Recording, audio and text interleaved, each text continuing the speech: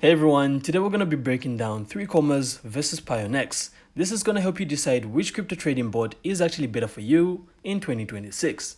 So if you want maximum flexibility and advanced tools, 3Commas shines extremely.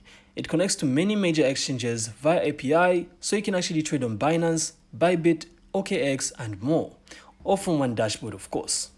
So you also get a powerful smart trade terminal, advanced bots like DCA, grid, option bots, portfolio tracking, and even copy trading features. So it's really great for experienced or semi-pro traders who want customization, backtesting, and multi-exchange automation. Though it does use a subscription model that can cost from around $29 to $99 per month, depending on the features you need of course.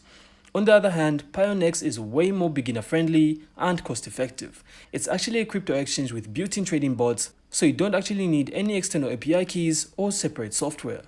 You actually get access to a suite of bots like grid trading, DCA, and automated strategies right inside the platform.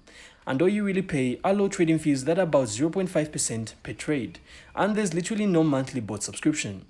So this makes it ideal if you're starting out or want simple automation without any extra costs.